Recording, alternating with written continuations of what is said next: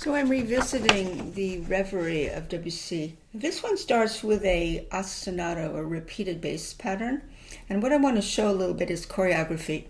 Choreography helps phrasing. The way you enter notes, the way your arms and wrists work really affect the phrasing. So you have this in the treble clef, but played with the left hand, this opening. And I'm going to use the pedal. It's rolling through some steps and then a perfect fourth this way. Now it has a double, sort of a double stem. It's not really a double stem. It has an eighth note, and then next to it, hugging it, is a whole note for the first three measures, which means you have to kind of hold down the B flat in each measure, so you get passing dissonances. I pretty much start level, and I let my wrist go forward to the second beat, an off beat. That would be the 1 and 2 and. Because it's tied, so it creates an agogic, we call that an agogic accent. Not really an accent, but lean on it because it's surrounded by shorter note values. And I have to register that in the way I approach the note. Now I know a thumb is going to arrive there, and thumbs love to crash because they're short fingers. So I have to do something to shock absorb that thumb. And what I do is I let my wrist roll a little bit forward on that. So that way it folds the thumb in. But I can also do a deacceleration or a slow entry into that this way. Forward, forward, forward. Now they have it pedaled first two measures, and then they have a changed pedal.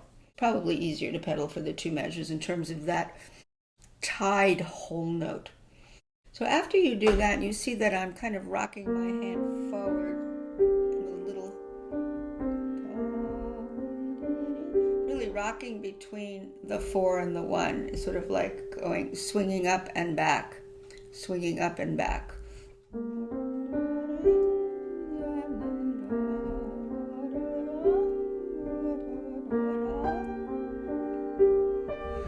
Okay, now that once the right hand comes in with that beautiful melody, I want to make sure the left hand doesn't overshadow the right hand, but there's a good balance. The balance is the left hand should be less than the right hand at this point, so it'd be more of a blend.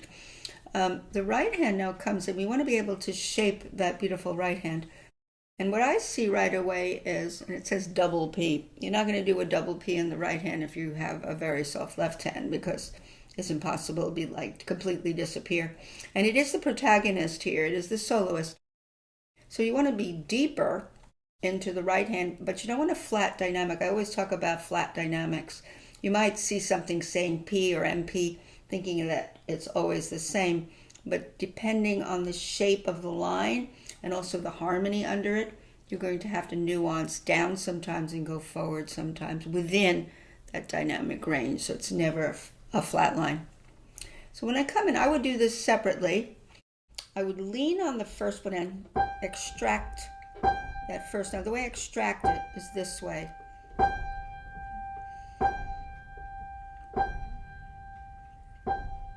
And the reason I do that is otherwise I'm going to get that kind of vertical punchy sound, which I don't want. I want it right away to come in very singing and again against that beautiful bed of harmony. So it's not going to be angular. But I want to lean on that. And I'm going to let it drop. Then I'm going to roll a little forward, a rolling motion.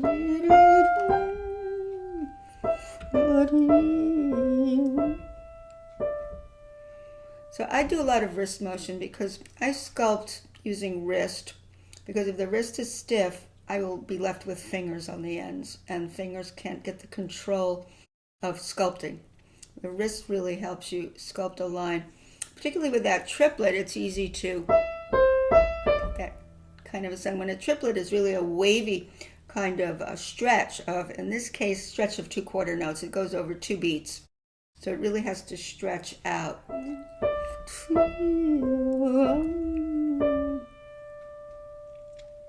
Now I start a new phrase, and I would roll into this phrase. You got to be careful with thumbs again, because the thumb is coming here. It's easy to crash, and then you've disturbed the flow, you've disturbed what happened before that comes now to the thumb. You're always listening to the end of the previous note, because the previous note was with a 2.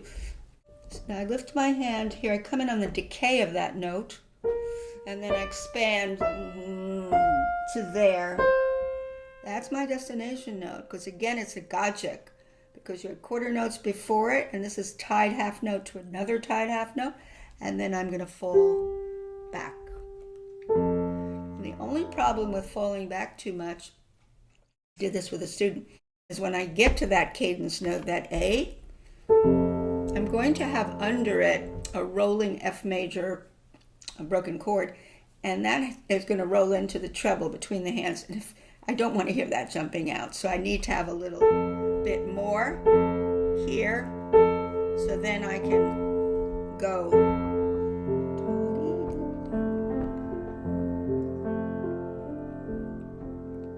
And I hope that that A survives. Now, when playing slowly, it's harder, because it's not going to survive all of that when you're playing very slowly.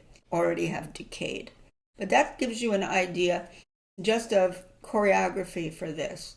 Now, again, in terms of the blending of that ostinato that we started with, once the right hand comes in, the melody is going to push down a little bit. I'm just going to go right into it here.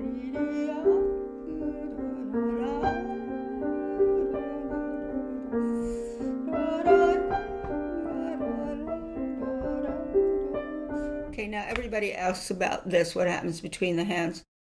You have the triplet quarter notes, and then you have eighths in the bottom. They have a very nice schemata in this edition, which is the Maurice Hinson. They don't show you the tie, though, and that first note. What they show you is how to do that. I'm going to go slowly. So that should have been tied, but I'm going to play it as if it isn't, because it kind of shows you.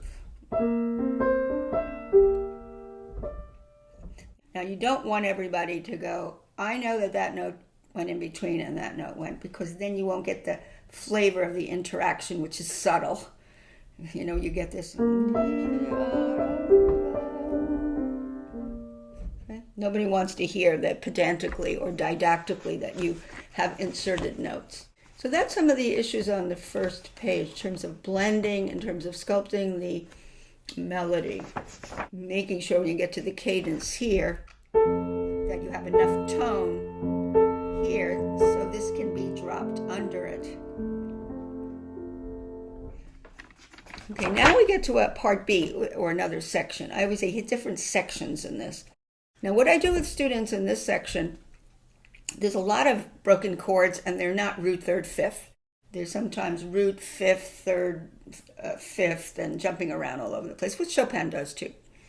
But you have to have a certain context to this. The context for me is, I kind of want to know what chord it is. Is it major, minor, these broken chords? Is it generated from a major chord, a minor chord, a diminished chord, or an augmented chord? So major chord is a major third and a minor third juxtaposed. Minor chord is a minor third and a major third on top. And diminished chord is 2 minor thirds. An augmented chord, which is really striking to the ear, is 2 major thirds. You're going to find a lot of augmenteds with Debussy. He also likes to put sevenths and ninths on his chords. So let's say you went to the 6th chord of the key of F major and you walked up 6 notes. It's a minor chord in major key. Your 6th chord will be minor, but he likes to put a 7th and a 9th on it. So you'll hear things like that. So I kind of tune my ears. I might not know the functionality of the chord, which I really should know, because he changes keys a lot, but at least I know, oh, that's a chord with a 7th and a 9th, and it's a minor chord with a 7th and a 9th, so I'm tuning my ears to expect to hear that. Now he starts here, speaking of that, with a 6-7. If you're in F major and you go to D, this would have been the 6-7. I write it in my music, 6-7. It helps me memorize too. Now this chord again is spaced out a bit. So it starts out with the root of the 6th chord and then a 5th above it and the root. So I have I'm going to show a little bit of what I tell students to do. I have them block where they can. You can block 3 notes, and then you can block the next 3 notes with the right fingering. Here comes the 9th, because the 2 comes over the thumb. So those blocks are very good because it shows how the hand is traveling, what intervals they're traveling through. It shows where the thumb is going because the thumb is kind of a guide.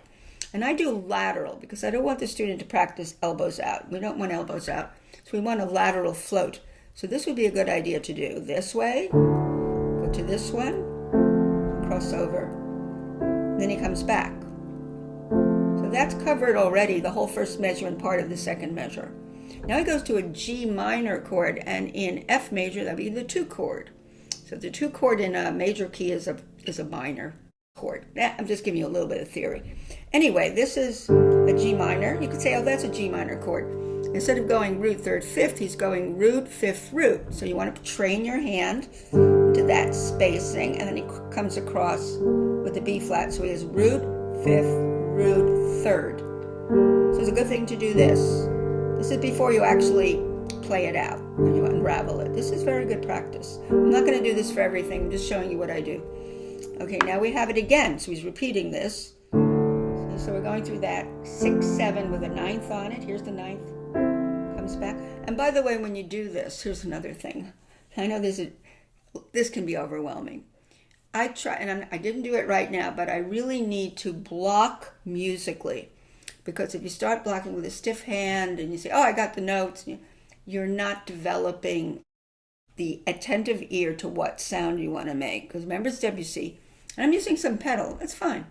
But I'm going to block now better. See what I'm doing here? I'm doing this. I'm pushing into the honey. Because I really want to condition my ears to a certain sound. Here comes the 2 chord, the G minor. Cross over. So you notice I'm pushing in. Does it again. And he goes to the 2 chord. So this is fairly predictable.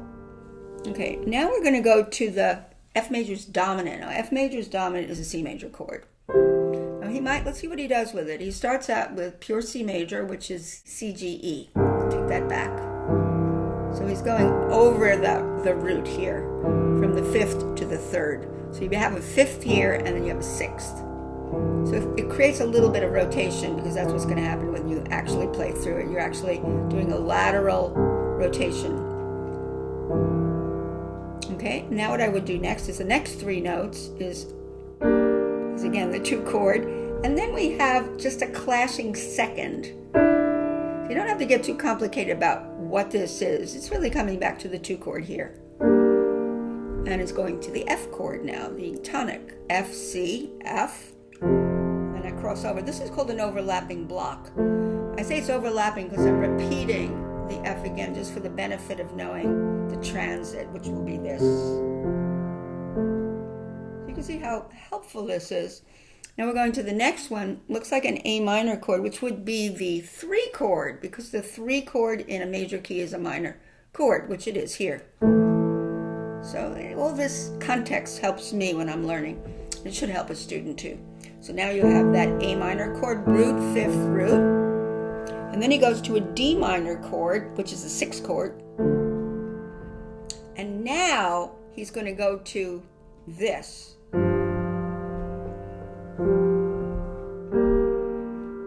Okay, we have this.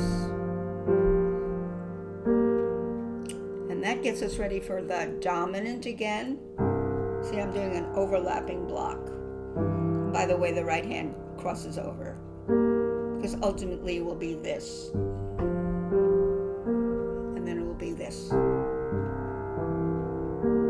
So it's like group of 4 notes that belong across. They're not separated. One group of notes. I'm going to look for a trickier set of blocks. Now in measure 19, you start with an octave, FF. Then you have a C, E flat, G. That's marked out. And then you have a 4-note block. That means it goes over the measure. And you have 7ths and 9ths there. I'm not going to go over a functional harmony, but I hear a chord with a 7th and a 9th. And then I'm coming back down. 1, 2, 3. Then I'm going to split the block to 3, 5. Now you could also bring a thumb under there, but I've been using a 3, 5 coming down. I've been experimenting with that. So again, there's rotation when you actually unravel. You will unravel those blocks very beautifully. dragging those notes. And then you're back to the F chord, we think, in the beginning octave. You can block the octave. Then he jumps over to C, E flat, G. So that's already a chord with a 7th and a 9th. So at least to hear that. And then the next 4 notes, 1, 2, 3, 4, it comes back down the same way. So you might as well block it, because it gives you the spacing, and you're not doing note to note, but you're grouping the notes. This is what I'm trying to show. And then 1, 2, 3, and I do a 3, 5. I'm overlapping block here, so I see how my hand moves. See, laterally. And you keep your hand really relaxed. So I can go through this forever, but this is basically what I do in the left hand. I do lots of blocks with the students, and sometimes I tell them what particular chord it is in a particular key, where it gets a little complicated and there's some ambiguity about that, or where the composer's changing keys quickly. I just say listen for the type of chord you're hearing. Now once you do that, you're going to then start rolling through these blocks. Now you don't want to be playing tappy fingers up and down, because these are long threads. They're very beautifully spun out. They're very wavy. And they're long groups of broken chords. They're not just going root, third, fifth, third root. They're going way up and down, sometimes 2 octaves. So you want to get that and roll through it. Roll. Now notice what I did there.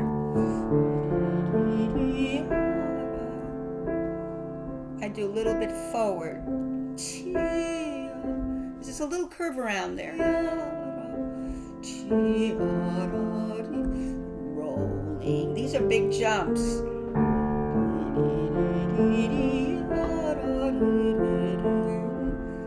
Now you could practice these jumps like this, as a block going to this, from here to here. Now the other thing you can think about is, this is going a perfect 4th down. So you practice that back and forth. It's over the octave.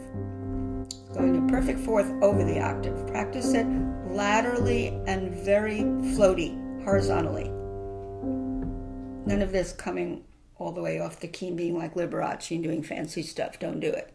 Be very directive. Say, I've got to go there. I remembered my blocks. I remembered how I did the blocks. So I want to be economical and roll. And I kind of want to hear more of that bass there, that bass note. Bass. See? Bass. You need that bass on that one. So really, another bass. And that's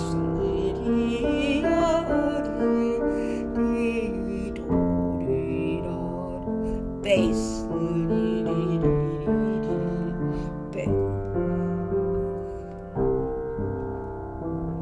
Anyway, that's the flavor of that left hand. It's tricky because this gets very bumpy, especially with the jumps. So if you're going to practice the jumps, hover over the keys, keep yourself nice and relaxed, but lateral, close motion. Now the right hand that's coming in is actually bringing the melody back. Remember, we had the melody here in F major. We had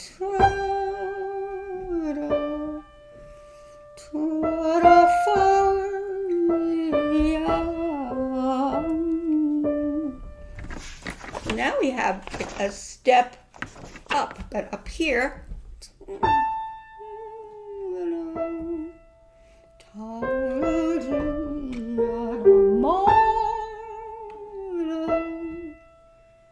rolling back, side down. Now he says diminuendo.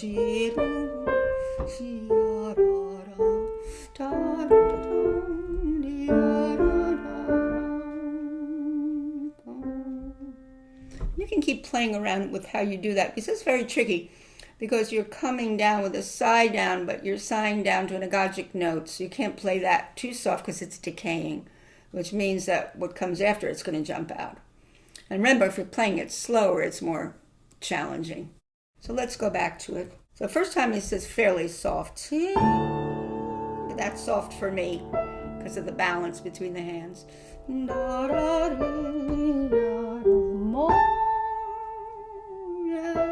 I have to delay there. Rolling back to the fourth. extract the right hand a little bit more than the left, but the left hand has to kind of complement the right hand and create a good balance. That you want more soloist, but you want to hear that gorgeous broken chords.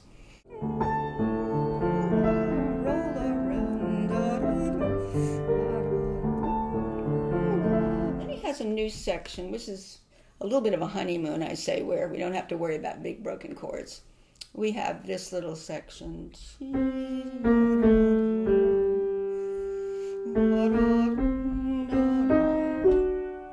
the right hand is sort of accompanying the left for part of that, and then we have more interest upstairs and downstairs. So we have the left hand more interesting here. There's the 4 chord in this new section. It's a C minor chord, but it's not C minor. It's the 4 chord of G minor, which is going to go to the dominant of G minor, which is a D major chord. And I don't know if it doesn't quite go back to the G minor, but we know that's G minor. So left hand comes out.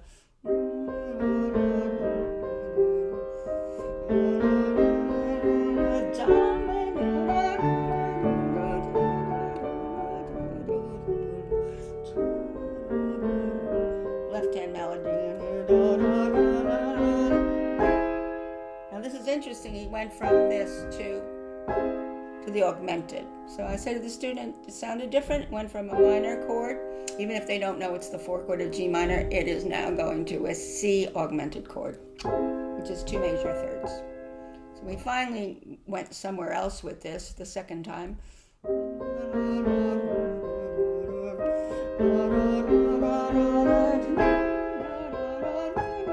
It's bigger now. Left hand.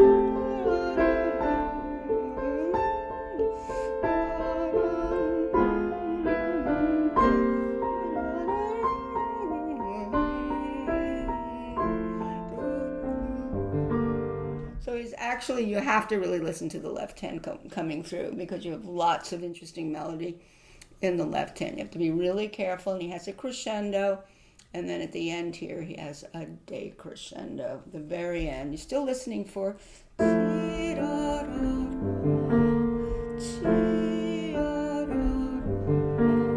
melody. This is where it's tricky to make these jumps without, getting a jerky sound. It's kind of hard. Meanwhile, the right hand is going.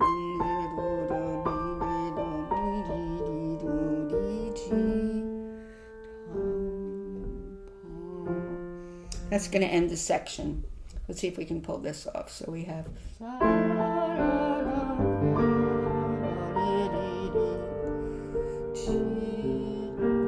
It's retardando.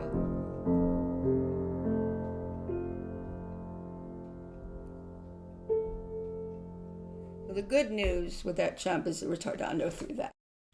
So we have to be glad we have a retardando there with that jump. Okay, so that's a section. Now another section that's coming is this section here.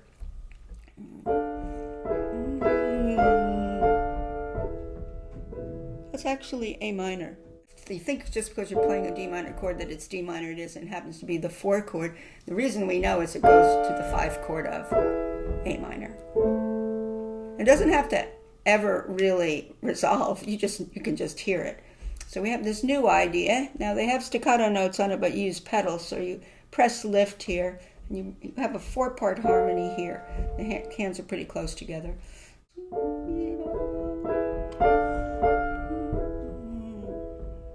Answer. A little more.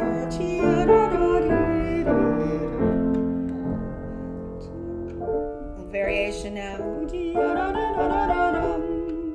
Answer. Now we're in E major, by the way. He went to E major. That was purely E major. And he's going to stay in E major here. This is going to be a lot of E majors and chords and 3-note chords, and you can block them separately first. Now, this is soft, but not too soft. You have to hear everything.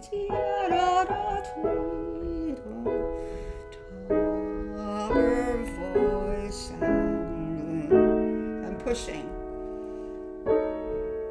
Make sure you're pushing into the honey so you don't get this up and down, pointy sounding chords, that they're into the honey and they're going horizontal. The left hand is just doing broken octaves.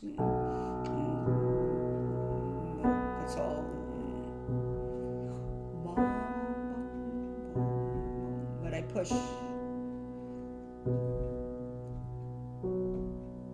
So I do separately. You can also do the top voice. That's always good for balance. There, with the right fingering. And then together just.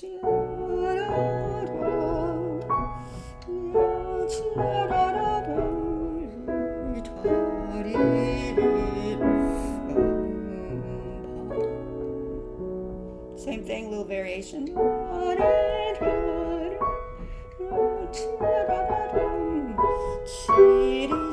Isn't that variation?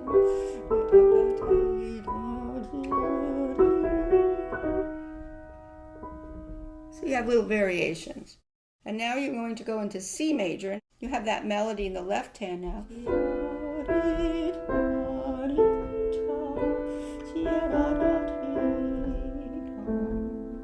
Meanwhile, you have the accompaniment to that, the G7 chord, and tonic, and G7 dominant tonic.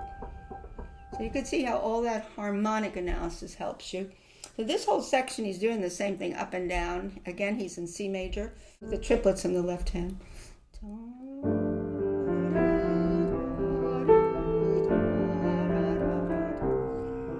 Now he does it again, it's a piece of it.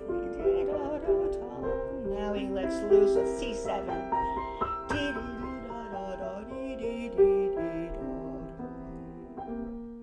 So it finally went to a C7 by putting a B. Here again, we have to know your sevenths. Once you have a C chord, it's no longer C major. If you put a seventh on it, it brings us back to the home key, F major.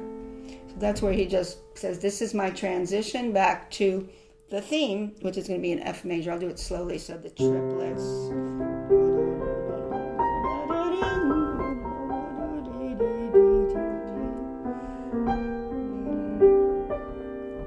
Now this is very tricky here because he's got wild stuff going on here. The way, at least this particular editor has it. This editor has you doing this. The theme is coming back just like in the very beginning. The same notes.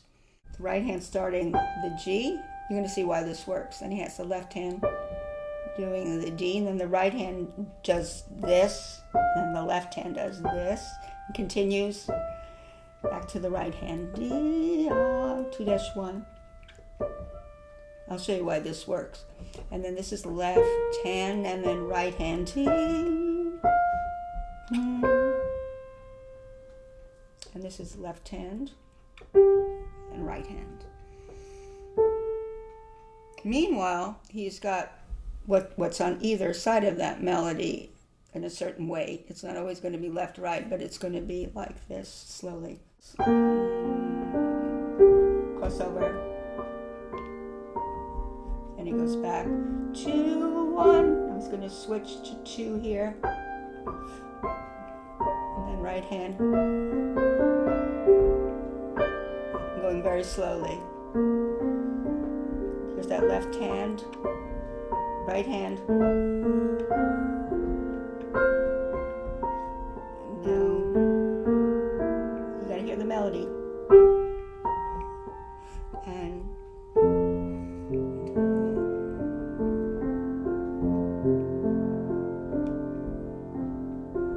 so now on the last page, after we get through that, we do this cadence here.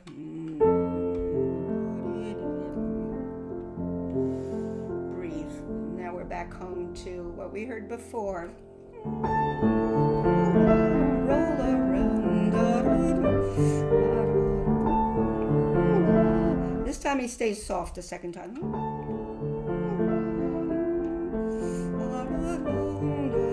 Surprise. And that's a gorgeous surprise. Nobody expected an E flat major broken chord. And the way I see it, as for a moment going into the key of B flat major through B flat major's 4 chord. That's how I categorize it or orient myself. So that's a gorgeous shift. Now you have to really surprise the listener.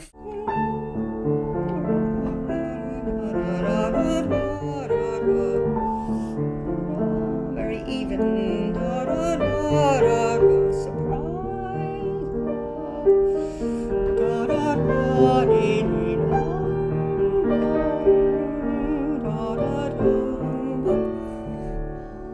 D minor now, 4 chord of 5 chord D minor, 4 chord to 5 chord. D minor, and that's the relative minor to the key of the piece.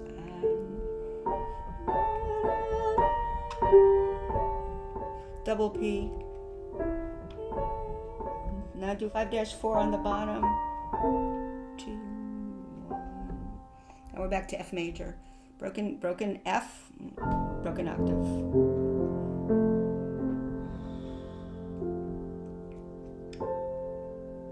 It's so touch sensitive, this piece. So touch sensitive.